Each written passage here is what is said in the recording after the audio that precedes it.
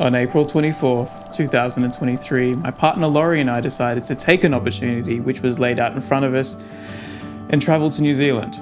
Thank you, Kayla and Tom, for getting married in such a beautiful location. So for the next week, we'll be traveling around in our camper van, meet Jen, making photos and really absorbing being part of this beautiful landscape. We were starting this trip strong by making our very first visit, the famous Milford Sound. Milford Sound is located in the Fiordland National Park, southwest of New Zealand's South Island. This is considered the jewel of the national park. And I quote, "a secret yet to be discovered." So fun fact, they made fun of this while we were on the tour, that Milford Sound isn't actually a sound, which is a type of land mass, but instead a fjord. And just, it's too much effort now to go back and change it, so they just left it. Anyway, getting back on track, before we get there, there's always a few setbacks. So when you fly into Queenstown, you don't actually fly into Queenstown. You fly between these beautiful mountains and you land in Frankton. And we landed on a public holiday, which was no issue. It just means we were stuck staying in Frankton for the first night. On this first little venture, we did take a couple of photos, and this is one of them. Honestly, I think the sky was just so moody and beautiful and just full of clouds, and although these images are quite heavily edited, I think there's a beauty that comes of the colours in here. We did head into New Zealand during the end of autumn, so the colours were just beautiful. We were heading into winter, so everything was starting to fall off the trees or the leaves. Oh, I can't even believe we haven't spoken about gear yet. So on this trip, I begged, borrowed and stole a friend of mine's R5. And Kyle, thank you for letting me steal your R5. I was armed with a 15-235 RF and an 85 1.4, I believe, RF lens, a couple of Polar Pro filters, and my microphone. And that's literally all the gear I brought on this trip. We wanted to travel relatively light. The funny thing about this is we were going to be spending a lot of our time in New Zealand taking photos of landscapes. And at this point, I didn't actually have a circular polarizer, which is a must-have. Now that I have one, I wish I had one for this trip. So after a first day of light venturing and seeing the town and just taking in the bit of the culture, we wrapped it for the day, thinking tomorrow was going to be smooth. We're going to get up early, get our van, and head off into the sunrise. And that's what we call foreshadowing. What we didn't anticipate the next day was that our van was actually going to be delayed another 3 hours. We were on a time crunch as it was. So this is going to be interesting. I end up getting this photo. This one here just has a nice balance to it. It just feels balanced. The color feels balanced. Nothing too dramatic and epic, but I mean, a nice warm-up photo for this trip. Actually, looking back on a lot of these images, I think it's quite funny that I went into this trip with a lot of inspiration from both with Luke and Watch Luke on Instagram, who were two different people. I only just realized when writing the script that my inspirations for this whole trip's names were both Luke. Weird. Anyway, back to the story at hand. You see, it takes around 4 hours to drive up to Milford Sound from Frankton, which was no issue. We had a boat tour booked for 12:15 after lunch, and now we were picking up our van at 10 a.m. This posed a problem. So the reality was we had two options. One, we let it bother us and let it ruin the whole day being out and about in New Zealand. Or B, roll with the punches and make do. So we decided to go with option B, and we made it work. And truthfully, it worked out for the better, and you'll see later on in these videos. After a delicious, healthy, nourishing breakfast, we made our way back to the caravan hire, put in our receipt, had the money transferred, and off we were. Meet Jen.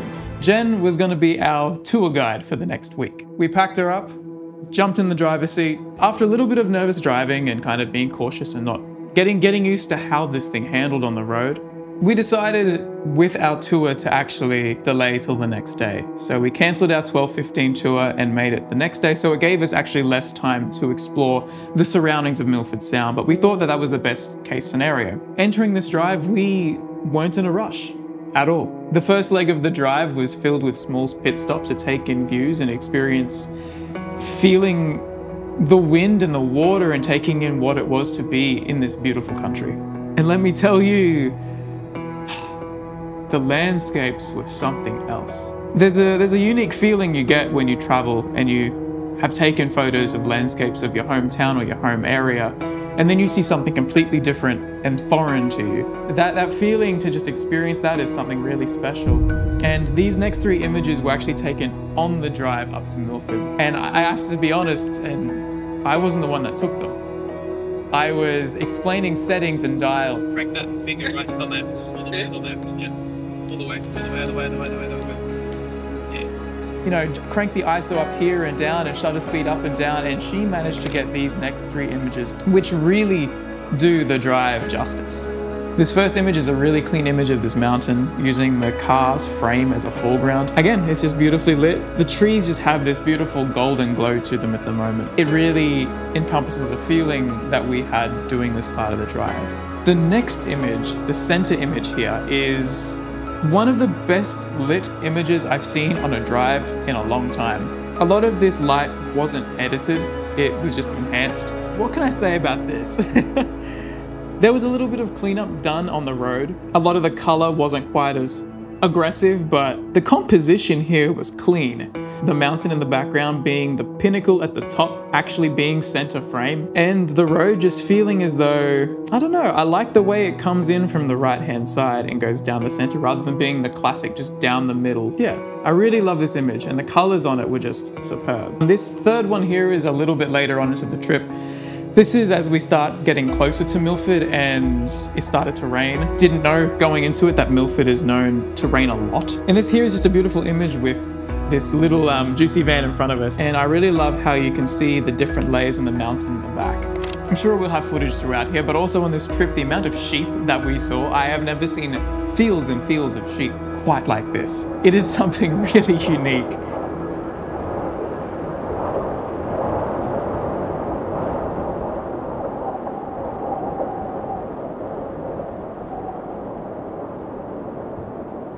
It was actually from this moment that the conditions on the drive and on the road changed drastically. Winds picked up, rain intensified, the clouds came overhead. We really felt like we were entering a new space.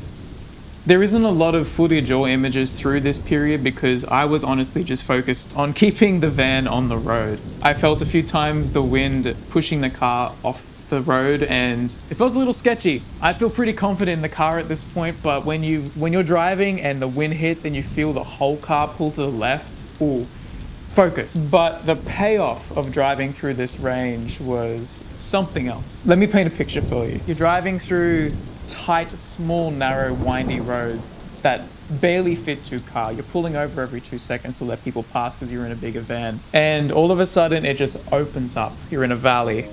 And you're driving through the center and you just look up and every direction around you is just high rocky mountains what are just coming down with waterfalls. What I didn't know going into this was Milford Sound was really known for these temporary waterfalls that only come around when it rains.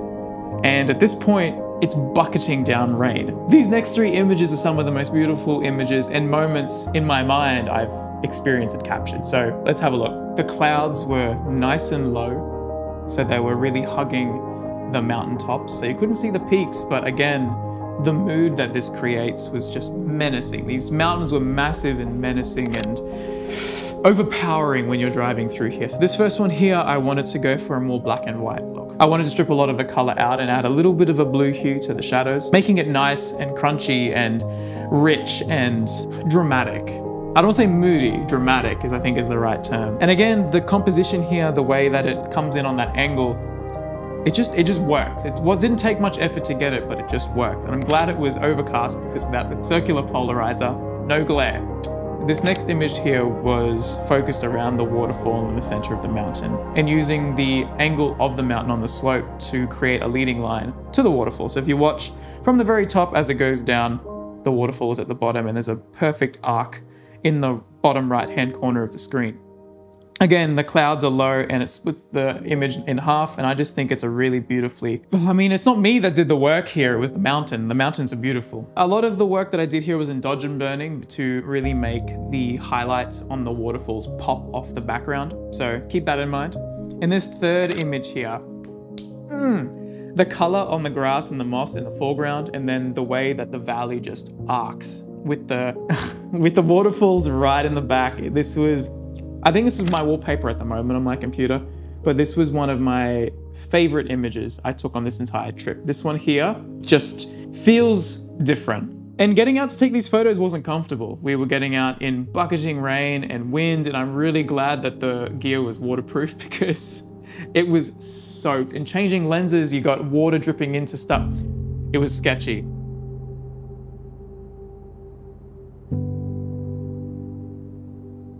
Heading further down the track, we make our way to a traffic light.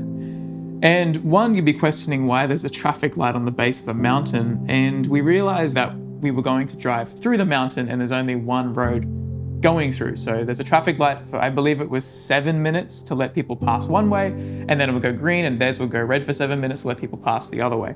Firstly, I've never driven through the base of a mountain before. That was an experience. And secondly, gave us an opportunity to take more photos. This one here isn't exactly the perfect image. Like, there's so much wrong with the composition, but once again, I think it has a balance to it. Having the stop sign in the center and then all the waterfalls just leading their way through the stop sign, it just balances it out enough that it doesn't feel quite so wrong. I'm actually really happy with how this image turned out. Nothing special, but balanced. We don't have any footage of going through the mountain, but it was dark, lit with only miner's lights, and that was it. It was cool. Okay, what can I say about this photo? This photo was perfect. The road broke off into a section we could actually pull over and just take in this beautiful view. People know that this is beautiful. When it's raining, it's especially beautiful. We got a photo on the way back of this same image and it was sunny, and it just doesn't do it the same justice as this does. The way that the road is balanced in the center, the leading lines coming from each end, the valley, the layering of the mountains all the way out into the distance. The depth, the different levels, the different layers in the image. I love this image. I want to print this image. I think I might print this image. The rest of the day was spent driving the rest of the way up to our accommodation, which was a campground on the top of this mountain. Wow, what a magical start to this journey for one. We checked in late as they thought we were going to, and we kind of settled in, plugged Jen in so we could power her up overnight, ate some food, rugged up, and I think we had a glass of wine and just chilled out for the night because that was a monster of a day. We didn't expect the plan to change so quickly, but I think honestly, I'm glad that it did, because we wouldn't have seen what we saw. Earlier that day was sunshine and we wouldn't have had this moody trip on the way up. Yeah, reflecting on it, something I took away from this part of the trip was roll with the punches, because sometimes it goes in your favor. And for the next video, you're gonna see how much it went in our favor. But yeah, thank you for watching. Tomorrow is gonna be a cool day. I'll see you there.